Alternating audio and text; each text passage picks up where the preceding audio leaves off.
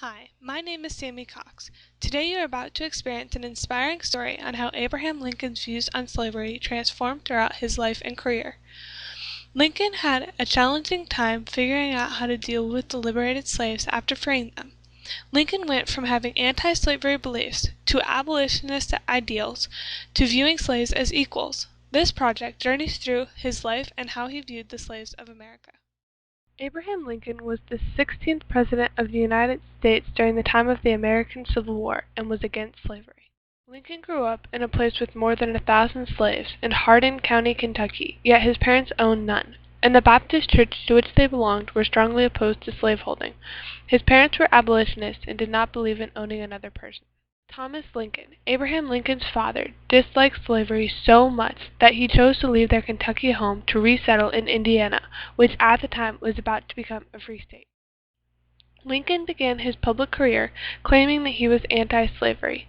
He believed that men should do their own work and not depend on slaves to labor for them. As he stated, slavery is founded on the selfishness of man's nature, opposition to it on his love of justice. Lincoln gained a national reputation from debating with Senator Stephen A. Douglas, proclaiming his view on slavery. I am naturally anti-slavery. If slavery is not wrong, nothing is wrong. I cannot remember when I did not so think and feel. His beliefs won him the Republican nomination for president in 1860. Though Lincoln was 100% against slavery, he was unsure what to do with all the slaves after freeing them. He considered sending them back to Africa. He also considered gradually repealing slavery, compensating slave owners for their losses. Eventually, Lincoln decided that an immediate abolishment of slavery was the only choice left after the outbreak of the Civil War. In 1863, the Emancipation Proclamation did not free all slaves in the United States. Rather, it declared free only the states living in southern states that were rebelling against the Union.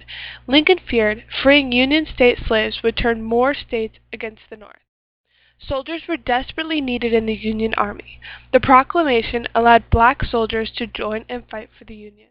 Eventually, the 13th Amendment was passed by the Senate, abolishing slavery throughout the United States on January 31, 1865. Though Lincoln did not always see freed slaves as equals to white American citizens, he did, however, publicly change this view in his last speech, recommending that African Americans should be able to vote. Abraham Lincoln had difficult decisions to make. His decisions definitely shaped how Americans view slavery and African Americans in our culture. He was one man who paved the way for equality today.